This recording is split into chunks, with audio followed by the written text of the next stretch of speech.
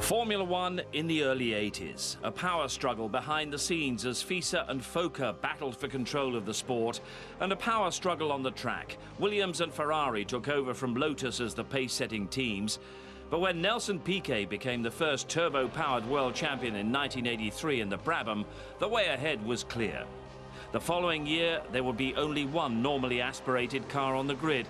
McLaren had a great engine, the TAG Porsche, and a formidable pair of drivers in Prost and Lauda. The result would be the closest title battle in Formula One history. Tales from the Vault come from 1984. This was the car to have in 1984, the McLaren MP42, designed by John Barnard, and acknowledged even at the start of the season to be the car that would give the team the Constructors' Championship for the first time in 10 years. And that was even before the most talented young driver on the grid, Alain Prost, joined double world champion Niki Lauda in the McLaren lineup. The perfect combination? Well, sort of. Suddenly I had Prost in my car, which I developed. The year before, I developed this fantastic turbocharged TAG McLaren. And then I thought in the beginning, fine, if Prost comes, little Frenchman, well, I blow him off. This is a normal attitude. I was a big fan. I saw him, driving. I mean, he was one of my idols when I was younger. Alain was so much quick in the racetrack, but outside the car, Niki just was so strong. I was confident about what Niki was doing in terms of decision and set up the car. We were very close. He was one of the drivers, maybe the driver where we could have run more or less exactly the same car. No doubt Alain learned a lot of Niki on those days. But the combination was fantastic, and they get on really well. I was strictly working with my team, hard, didn't give him any information, the little frog. I must say that you can ask him, 84, 85, and mainly 84, in fact, we had fun as you can't believe. The scene was set, and Tales from the Vault tells the story of an extraordinary 1984 season that had big stories at both ends of the grid. But our first guest is the designer of the car that dominated the season, former McLaren chief designer, John Barnard.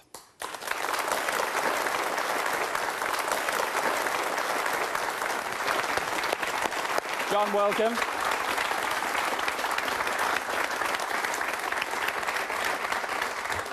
...1984 for McLaren, a dominant season, the first really truly dominant season of the modern Formula One era. Did it feel that way to yourself and Ron Dennis at the start of the year? At the start of the year, no. I mean, we were constantly worried about reliability and, winning races. But by the middle of the year, we knew we'd won at least the Constructors. And by about September, I was already thinking about next year. What am I going to do to follow this up? I mean, this is it's about as good as it gets. So, what can I do next? But the important ingredients for 1984, certainly the signing of Alain Prost. And when he got to the first test, I think it was at Paul Ricard, what was his reaction? Well, I think he'd done about 3 laps, and I bent down to the cockpit and I said, "What's it like, Alain?" And he just went, "It's a good one." Really?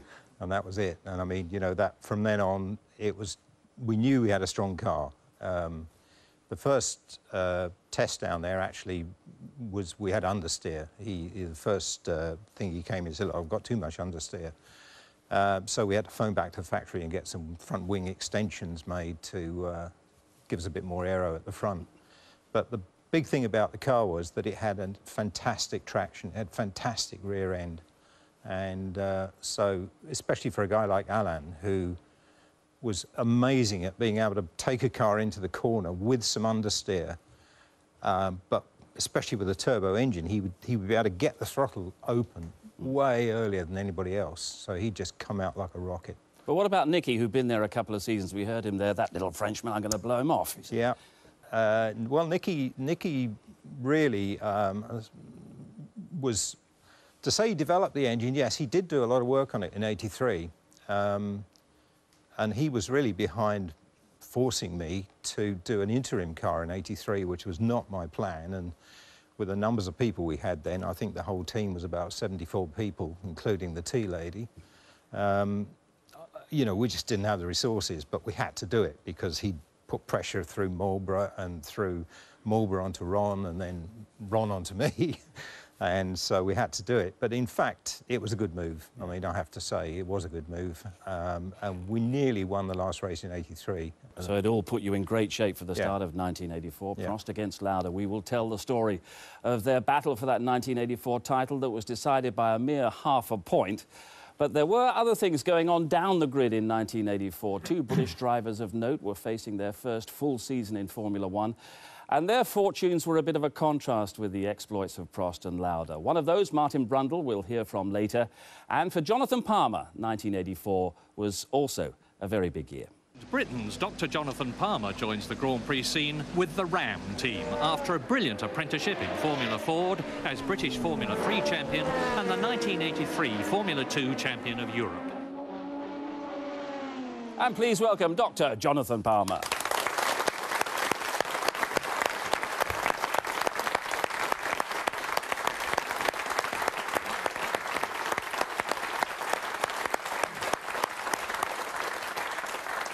Dr. Jonathan, that's what we used to call you all those years ago. In fact, how far did the medical studies go?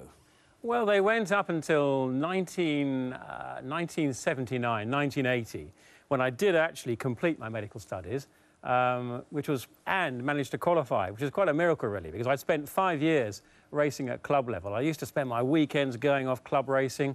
I'd go and race my Austin Healey Sprite, then my Marcus, and then my Formula Fords for 3 years.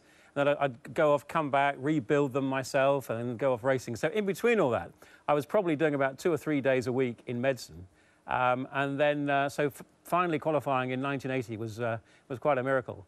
And then I took a year off in 1981 from medicine to go and do motor racing full-time, moved to Formula 3, put medicine behind me for a sabbatical year, won the British Formula 3 Championship. And then at the end of that year, actually, as John may remember, I drove the McLaren MP4 for the first time at Silverstone as a reward, as a test for the sponsored Formula 3 Championship, and did a pretty good job, I think. And so much so that Ron Dennis said, "Look, come back in the car with me, come and meet John Barnard." And there was even, I think, a small chance I could have been racing Formula 1 for McLaren in 1982. But anyway, so that was the end of medicine. We will continue the negotiations after the programme. But 1984 was your first full season in Formula 1 with Ram. What sort of sacrifices, financial sacrifices, did you have to make to get in that car? Well, it was quite interesting, actually, because, as I said, I'd won the Formula 3 Championship in 1981. I then moved to Formula 2 with Ron Toronat, with the Rout team, with Honda engines, and they were very good indeed. I won the Formula 2 Championship pretty emphatically in '83. And then I knew I had to get into Formula 1. You know, this was the springboard. I had to do it somehow. And I was then fighting to get into Formula 1 and actually fighting with Martin, because Martin Brundle and I were both talking to Ken Tyrrell. However, at the same time, I was looking at the only other option was probably joining Ram, the Ram team with John McDonald. And John was a great guy, and he put together the most frugal team you could. Somehow he got it all together. My teammate was Philippe Alliot, and John McDonald said to me then, he said, "Look, Philippe Alliot's bringing £500,000 to drive his car." I assume he probably was, but who's to know? He said, "Look, if you can find 250,000, then you can drive." And it, of course, I had to find that was a lot of money then. It was a lot of money now. And between bits of sponsorship, I finally got within £75,000 of the 250,000 with 2 days to go before the deadline. I think this was about a week before the first Grand Prix in Rio. It was all last-minute stuff. So I thought, I've got to get there. I'm so close. I've got to get there. So I went to see a pretty wealthy acquaintance of mine and said, "Look, if you lend me £75,000, I'll double it in 3 years." And he said, "Well, how?" I said, "Because I'm going to drive this car, I'm going to become a successful Formula 1 driver, and I'll pay you back." And he said, "OK, I'll believe you, I'll trust you." And he wrote out this cheque for £75,000 and gave it to me, and my eyes were agog. Handed it into the bank, and so I was a Formula 1 driver with Ram. Great story, and that's how it's done. But meanwhile, the battle for the honours in 1984 at the front of the grid, Prost and Lauda at McLaren. Nelson Piquet, the defending champion at Brabham, but there was another young driver making an impression on Formula 1, a young Brazilian named Ayrton Senna. More of him as we tell the story of the first part of the 1984 season. The season began with Prost slow off the start line in Rio, but recovering well to pass Derek Warwick's Renault for the lead. The new combination of John Barnard's sleek design and the TAG Porsche engine made a formidable package, but not a totally reliable one. Lauda retired with ignition problems. Victory for Alain Prost in Brazil. We proved today together with McLaren team and Michelin tyre and the TAG Porsche engine that we are very, very competitive this year, and I hope to win the championship. He won the first race. My car, my little teammate wins the first race. This is bad news. But it was Lauda's victory in South Africa, leading home Prost in the first of 4 McLaren 1-2s in 1984. Alain Prost looks to be in mechanical trouble and slowing down, which will be a great disappointment for the McLaren team. But among the 16 retirements at the Belgian Grand Prix at Zolder, both McLarens and world champion Nelson Piquet in the Brabham. Michele Alboreto took what would be the only Ferrari victory of the season.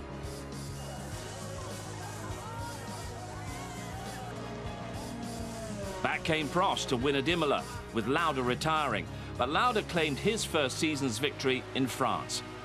Prost had a 6-point lead over Lauda, with Warwick and Arnoux 11 points off the pace. Ayrton Senna, in his debut season, had claimed a single point at Kyalami and Zolder, but he really announced his talents to the Formula One world in the reign of a controversial and chaotic race in Monaco. And as they blast away up the hill for the first time, there is the problem that I anticipated, a carambolage, and it's Derek Warwick who is involved with it. And really, if Alain Prost can just pace himself and take it easy and control the slides of his car, he is going to be all right. And that is Alboreto. Michele Alboreto is continuing his season of appalling bad luck, and Senna has come up through the field. He started in 13th place and he's now 7th. And the wet is where the talent shows. Nigel Mansell has taken the lead. The Renault engine, Lotus, is sounding crisp and clear. He has now lapped. And off goes Nigel Mansell. I spoke too soon. Mansell lost it in the biggest possible way. And on lap 16, the order then is Alain Prost leading. Niki Lauda is 2nd. Senna is in 3rd place. Arnoux is 4th. Rosberg is 5th, and in 6th position is Stefan Bellof. And Senna challenging for that 2nd place, and he's taken it. A magnificent bit of driving by Senna, who's now in 2nd place. And a big spin for Niki Lauda. They are stopping. This is going to be the end of the Grand Prix with Alain Prost. And Prost is stopping, and Senna crosses the line before he gets there. Now that's amazing. A strange victory for Prost, who got 4.5 points for the rain-shortened race. Senna was aggrieved at a first win seemingly snatched away, but this was the race that the sport really took notice of the young Brazilian.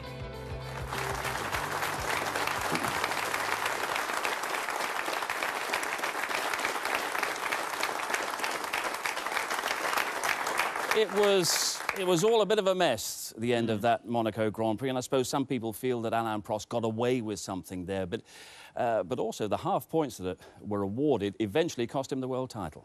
Yes, they did. I mean, Alain always had his eye on the end game, the World Championship. I remember very well the race in Spa. I don't think it was 84, it may have been 85, and he finished 3rd, I think, and I said to him afterwards, I said, so, you know, could you have had 2nd? I mean, he was pretty close to 2nd. He said, yeah, I probably could, he said, but I think it was safer to take the points for 3rd. And I think Monaco in 84 was a little bit like that. He's just thinking about the championship, and you know, that's the kind of driver he was. He was always calculating the next move. Yeah. You didn't qualify for that one, unfortunately, Jonathan, but what did we learn about Ayrton Senna that day? Well, I think the combination of wet weather, a tight circuit where a driver comes to the fore more, really gave Ayrton the chance to demonstrate for the first time what an exceptional talent he was. It's easy for us now to think back and looking retrospectively from McLaren or Lotus days, what a superstar he was. But don't forget, at this point, he was a Formula 3 champion, one who was probably over-brimming with self-belief to the extent that there were doubters out there too that thought he was too presumptuous, precocious. But here was his answer to it, and it was emphatic.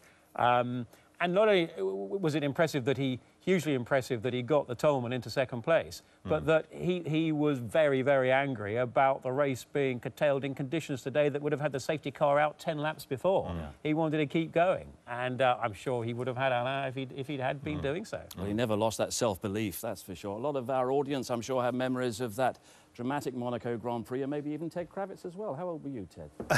Yes, Steve, I was 10 at the time. My memories are vague, but certainly it was controversial. And Topher Smith, you have a question particularly about that race. Do you think that Alain Prost signalled to his stewards to stop the race because he didn't want Senna to catch him, or do you think he was genuinely concerned about the conditions? John? I think he was probably more concerned about the conditions because even if Senna caught him, passing at Monaco is not the easiest thing anyway. And the way that Senna went past him, I mean, he didn't really fight at all. And as I said just now, I mean, he would have been thinking about the points. And, you know, I can't risk bending the car. So I think he probably was genuinely worried about the conditions. Got another question over here, sir. What's your name? Dave Batterson. And Dave, what's your question? Do the guests think that Stefan Beloff coming through, who was faster than both Senna and Prost, could have caught the pair of them by the end? Because the feeling was that Senna's car wasn't going to last anyway, and Beloff was coming on strong in the Tyrrell. Yes, I think that was a hugely impressive drive from Beloff. He started from last on the grid, actually. He qualified 20th in dry conditions, and then it was wet. Stefan was hugely brave as a driver, very, very committed. But I think he did have the advantage of being in probably the best car for the conditions. The Tyrrell, with its normally aspirated engine, that sort of throttle response, the Goodyear tyres were probably a very good combination in reality. Martin Brundle sadly didn't qualify. He had the big accident in qualifying. But I think Stefan made very, very good use of what was probably the best car in the conditions. One other point about that first part of the season, how much of a shock was it to Nicky to lose out to Prost in the first race of the campaign? You heard him there. Yeah. I got beaten in my own car. Yeah. It was quite a shock to Nicky, I think, as to how fast Alain was in qualifying. And I know from the first part of the season, Nicky kept saying, how can I beat this guy in qualifying? You know, he's always quicker than me. I must be able to do something to equal him in qualifying. But then he didn't bother. Then he didn't bother about that. He concentrated on the race setup, and as it turned out, it paid off. Well, we'll continue the story of the battle for the championship shortly. But 1984 was also the debut season for a certain Martin Brundle. And what a debut it was. A podium finish, a career-changing injury, and then total disqualification for his Tyrrell team. Martin will reflect on the whole sorry story after the break. I'm now in hospital in London with pins in my feet and ankles. Now I get a call from a journalist saying, have you got any comments on Tyrrell being thrown out of the championship? You're losing all of your points and the podium in Detroit, and I knew nothing about it.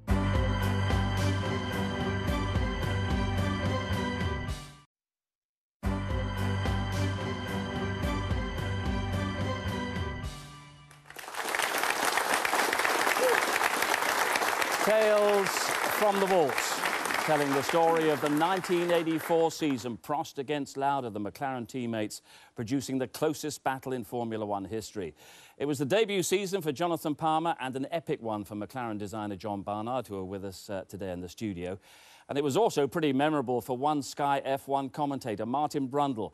His heroic battle with Ayrton Senna in the British Formula 3 Championship helped earn him a chance with Tyrrell. But for Martin and his team, the season would effectively be all over by July. Martin has been reflecting on a character-building experience. I invented a £150,000 sponsorship I didn't have, but I thought I'll find the money somehow and must get to F1.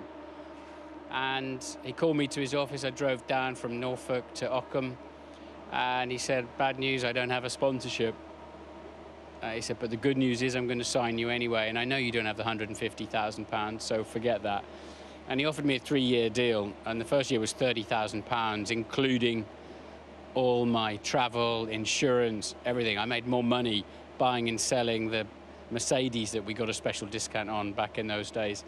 I made more money with that as a good car dealer than I did driving the racing car, but I was so delighted to be in F1. I expected to do well because I'd come through junior formula. I was winning races in F3, I'd won races in touring cars, and I'd just become used to winning. So when I got to F1 and finished 5th in my first Grand Prix, I knew it was a pretty good achievement, but it wasn't first.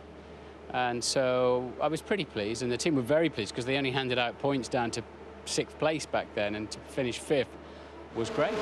2 championship points in his first Grand Prix for Martin Brundle in the unsponsored Tyrrell team. Don't expect it every Grand Prix. There's so much to learn, but today was a good learning day, that's for sure. The learning experience would continue into Monaco a few races later, as Brundle found out just how dangerous pushing the limits of an F1 car could be. I hit the barriers at some incredible rate.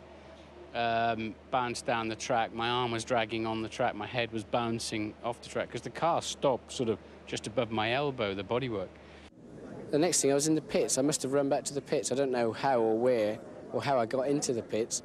And I do just recall Ken saying, did I want to go out in the spare car? And I said, yes, of course I did. Jumped in the spare car.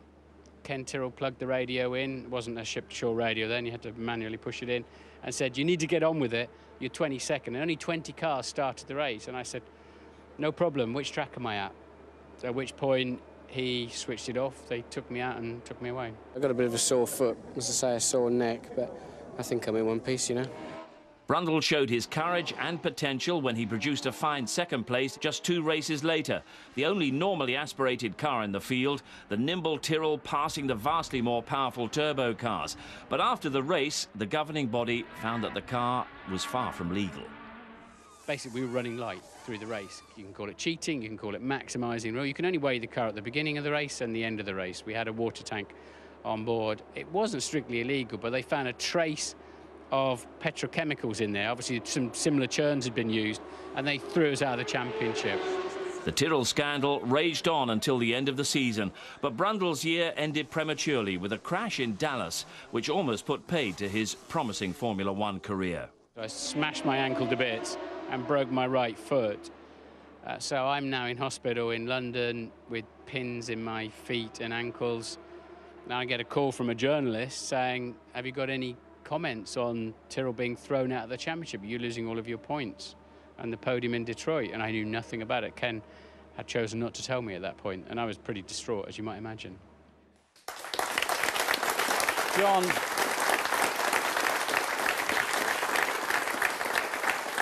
a troubled few months for Martin Brundle, but John, how shocked were you by what Ken Tyrrell apparently did, or the action taken against Ken Tyrrell? Was he hard done by? When we were running Cosworth cars, I think even in '83 and certainly '82, we were using the water tank trick. And because the rules were written in such a way that at the end of the race you could top up your fluids.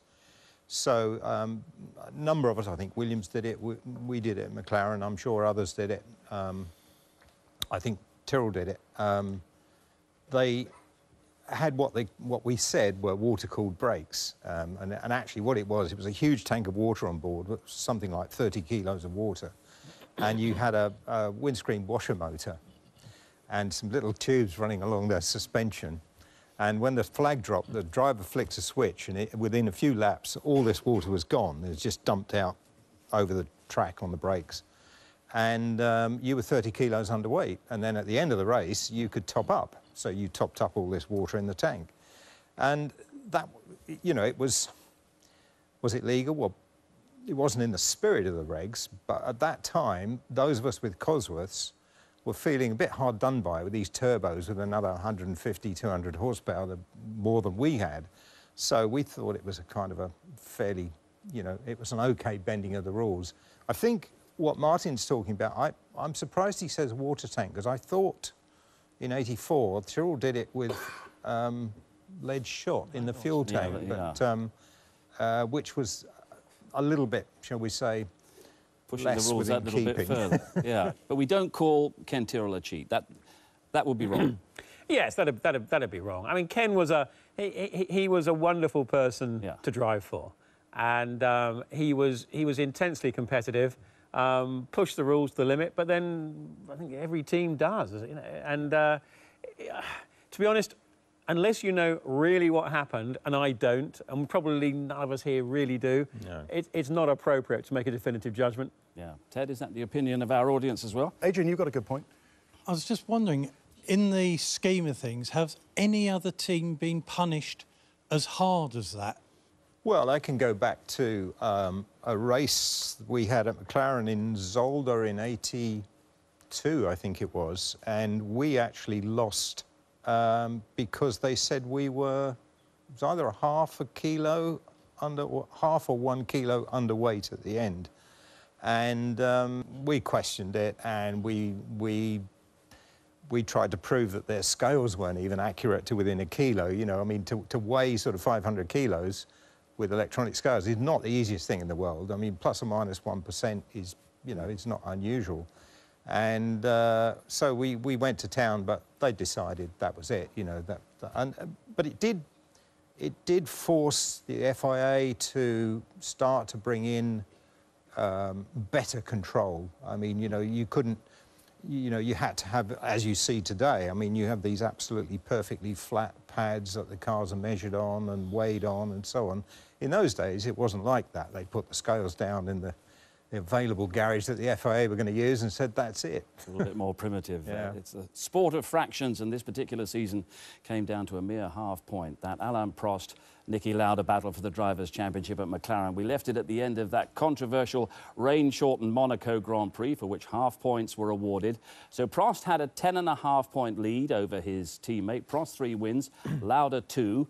Here's how the season continued for the front-runners. The Canadian Grand Prix in June was the first of 3 rounds in North America. It will be a tough spell for the McLaren drivers, with Piquet taking wins in Montreal and Detroit.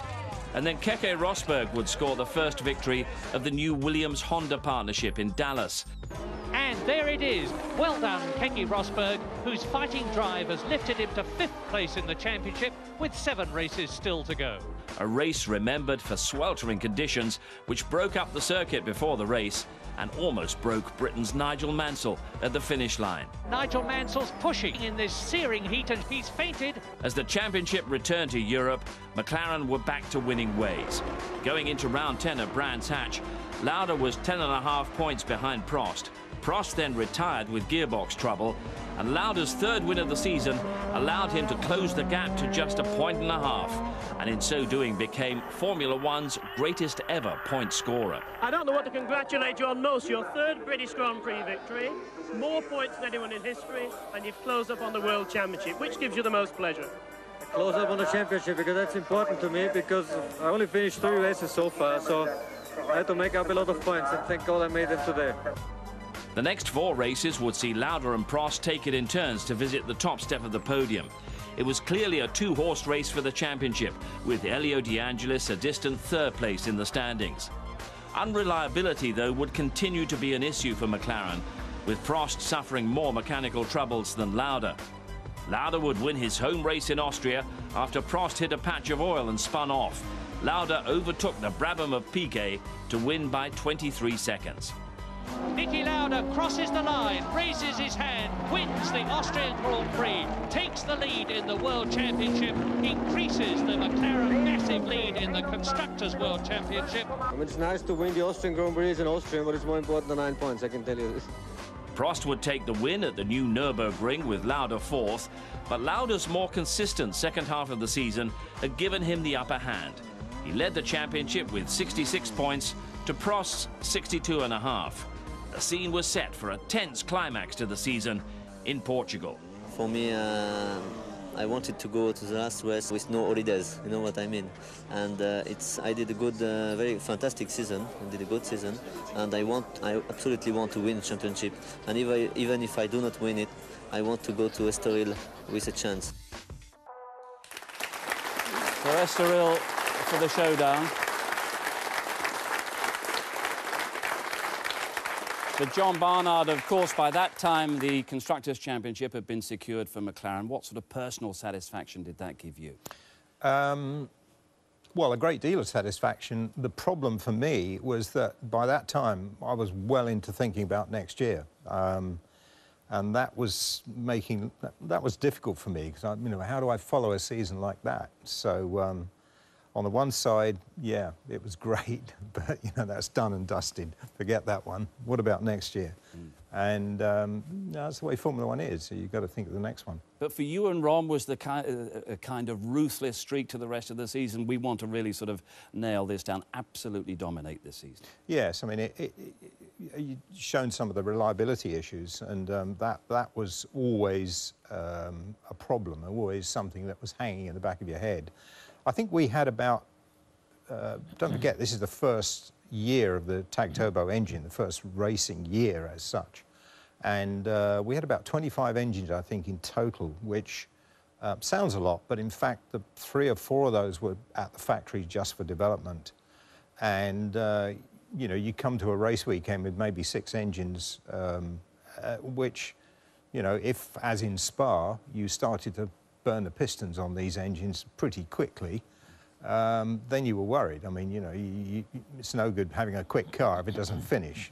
But Jonathan, from the Ram point of view, how far over the horizon did Prost and Lauda seem? And try and explain some of the frustrations among the Ram team. And while you're doing that, we can look at a pit stop that you took. I think it was Zolder.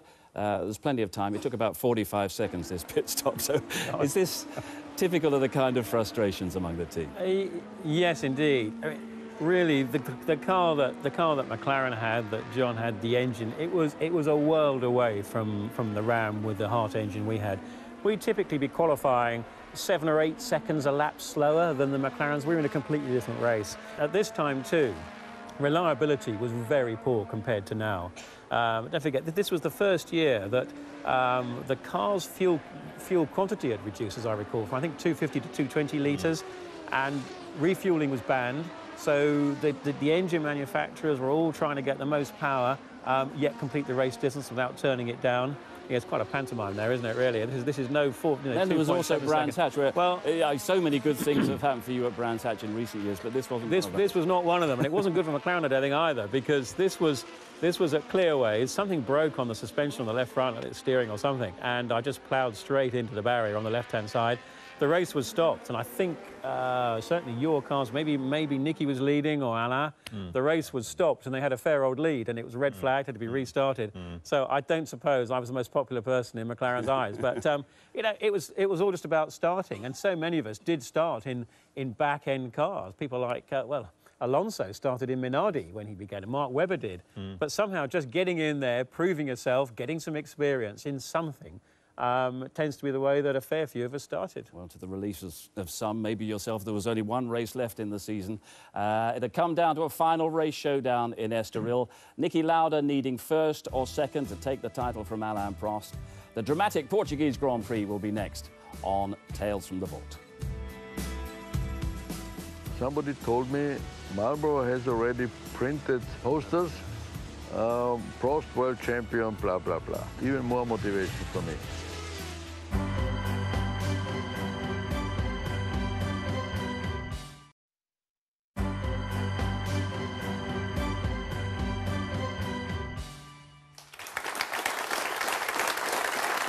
The 1984 Formula One season had come down to a final race shootout for the title between the McLaren teammates Alain Prost and Niki Lauda. Before we get on to the events of Estoril, their car, the McLaren MP42, was already establishing itself as the most dominant single-season car that the sport had seen up until that point.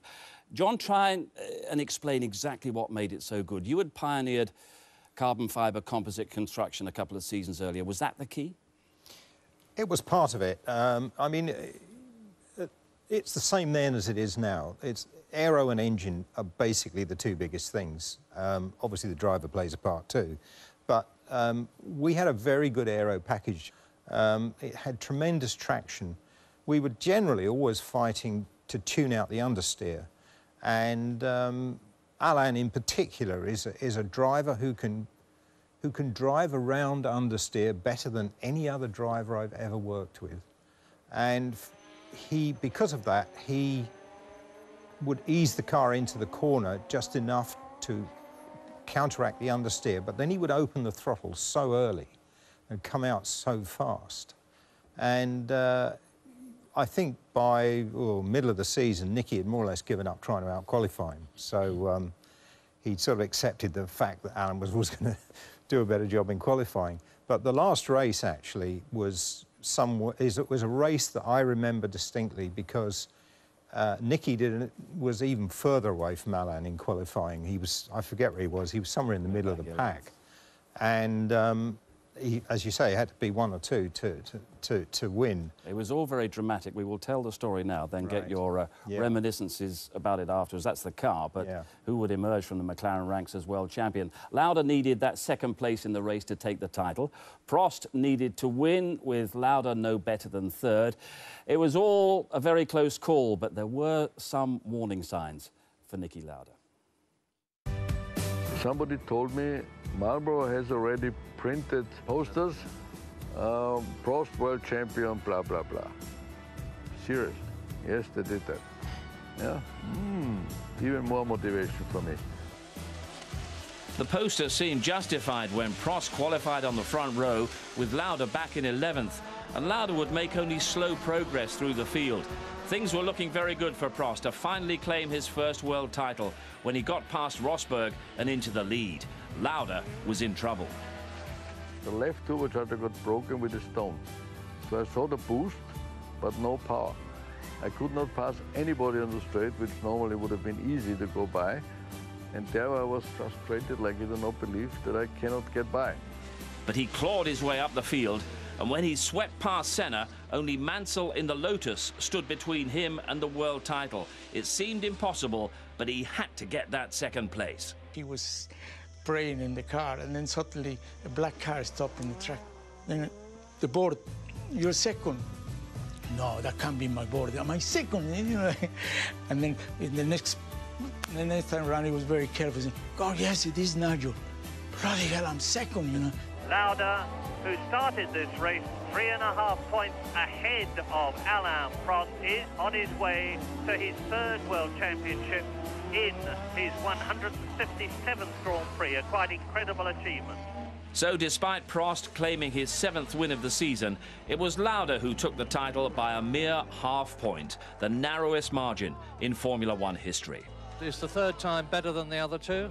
Yes, because it was the most difficult one, because Prost was the best guy I had around me, and he was quick and good all the year through, so it was the most difficult championship I ever won. He did a good season, more consistent, he was able to win, but also because we had such good relation and was good ambience in the team, inside the team, and never had any little problem, you know, in '84. So the most important thing I have to do is find a venue to do the party after the race, and I book everybody back. It was the last race of the year, so I book everybody back on the Tuesday rather than on the Monday, because the party didn't finish till 9 o'clock in the morning. Oh, it was unbelievable. We went to Estoril, we went in a nightclub. We had a huge party. I was completely drunk, and I mean, with Nicky and with the guys, that is good, because that is part of the human side of history, you know. And the only question, I remember when I came back in the hotel, said, am I going to win one championship one day? I finished the race second after a hard fight. The first thing I went to the Marlboro man said, now throw all your posters away.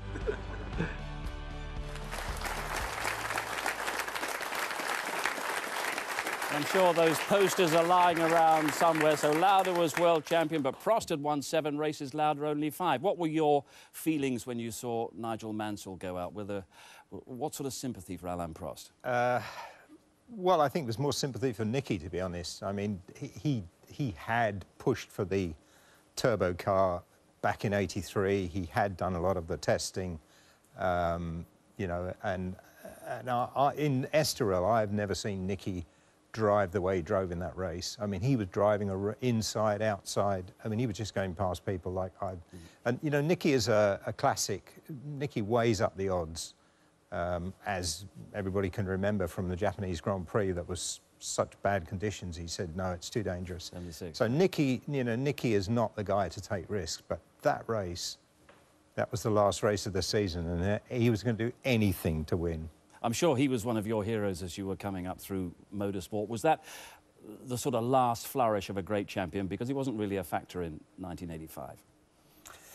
Yes, I think it probably was. He was an absolute icon. We all looked up to Niki Lauda enormously. As I said, they were a long way up the road. You know, these cars were, they were 6 or 7, 8 seconds quicker in qualifying, and in the race pace too, they were 5 seconds quicker, 6 seconds quicker. Quite often, the guy that finished 6th in Grand Prix in these days would be 2 laps behind. There was a big spread of results there. And as I said, a lot of unreliability. Probably half the field will have failed to finish. These cars were very crude compared with the cars we have today.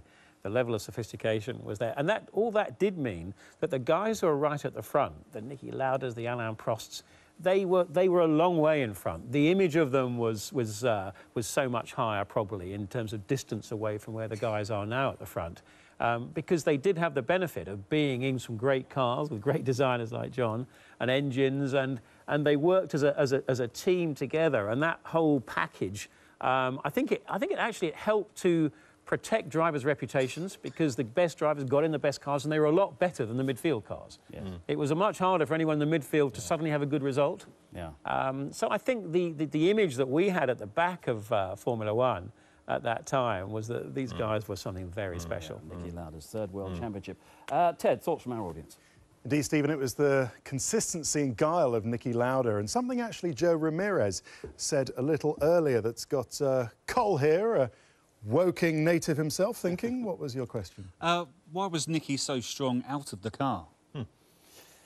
So strong, I suppose, politically so strong. Probably Jonathan can answer that better than me, but I mean... You can see it in his eyes in those interview clips 30 years on, the determination and a kind of resentment. Well, you know, he was always a very determined driver. I think, I wasn't around when he started Formula One. I certainly wasn't around in Formula One.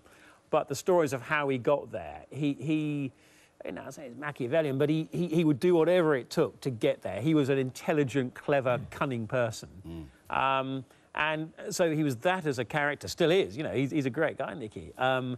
But he's confident. You can tell in how he handles himself now. He's forthright in his comments now. He survived a horrendous accident at the Nürburgring and came through that. He's back at McLaren. He's got a great car. He's making the best of it. And I think that would give him... And he was also clever enough to know, yeah, Prost would out-qualify him. But that certainly didn't mean he was going to be world champion. And he knew reliability was very important, looking after the car. I mean, Prost is very good himself at that. So he'd certainly got confidence in his ability. But even in the drivers' briefings, I mean, he would sort of go to the guys that were going to be around him on the grid, and he'd sort of say, yeah, you know, what's it like in this corner for you? You know, you're flat, of course, you know, sort of, and they're going, flat, I'm in 3rd, you know. So I mean, he just used to, is that true? I mean, he sort of... I was too far back on the grid, he never had a conversation. He never asked me that. and actually in the Ram, I probably would have been in 3rd when he was flat. I was there. Ted, any more? What about the party, John? I'm desperate to know. Well, he's right. It did go on till the morning, but that's about all I remember, actually. Like some of the best parties. I remember the daylight coming up, and that was about it, yeah. Plenty of interest here, Steve, though, about current-day Formula One and the Mercedes team. Niki Lauda saying to me after Mercedes won the Constructors' Championship in Russia that he feels like he's won 4 World Championships now himself. And I know you've got a question, Chris? Yes, I have. I wanted to ask... so McLaren had a very dominant car and two drivers vying for the championship, and so they're clear parallels with this season. So wonder what lessons could be learned from then to this season. We certainly, Ron and I both, you know, said, look, we must play the game equal for both drivers. So one driver never had something that was not available to the other driver. Even so, as the technical director, I had 2 race engineers, Steve Nichols working with Niki Lauda, Alan Jenkins with Alain Prost, and we would have debriefs, and I would kind of be a link man between the two, talking about setup with both drivers. But as the season went on, I started to notice that Alan and Alain would be in one corner of the garage having a little tete-a-tete, and Niki and Steve would be in the other corner having a tete-a-tete. And I kind of let it go on to the end of the season, but then I actually changed it. I changed race engineers because we didn't want to play the game that way. We didn't want to sort of split down the middle garage. We wanted everything to to work together, and you know, if one found out something on his car, then we wanted to make that available to the other driver, because for us as a team, we just wanted to win. We didn't actually care who won. I mean, you know, it was good that Nicky won in '84, that won the championship because of the work he'd put in.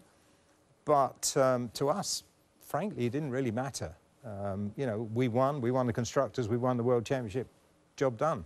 You made such a mark on Formula One design down quite a few decades. You had 2 spells at Ferrari after McLaren. What could possibly coax you back into the modern Formula One environment? You mean apart from money? I don't know. I just think today, if you look at the rules, they're very tight, very tightly policed. There must be somewhere a small opening to do something different. I have one idea in the back of my head. Oh, go on. I don't suppose I'll ever get to try it. So, but yeah, I just like somebody to try and take a step. Well, you're the man to exploit any opportunity. And Jonathan, you've got a son who's now GP2 champion, and hopefully he's not going to have the same battles in the foothills of Formula One that you did in the years that lie ahead. Well, hopefully not, but Jolyon, as you said, he's done exceptionally well. I'm very proud of him. To win the GP2 championship is against some great competition, the toughest for many years, has been a great achievement. But particularly the way that he's done it, you know, he's got a lot of panache. He is probably the best overtaker since Lewis Hamilton, and keeps it clean. But, you know, getting into Formula One, of course, that's the next step. But it's probably tougher now to get into Formula One than it has been, maybe ever has been. Yeah. Well, that's brought us rather brutally up to date. Thanks very much indeed. That's how it was, though. 30 years ago, we've told that story. Thanks to our studio audience here and our special guests, Jonathan Palmer and John Barnard as well. The final shot of 1984 has to be that victory podium at Estoril. What would be 3 triple world champions. Niki Lauda, whose bravery and achievements had been the story of the 70s and early 80s, and Prost and Senna, whose rivalry would dominate the sport for 10 years to come. Goodbye.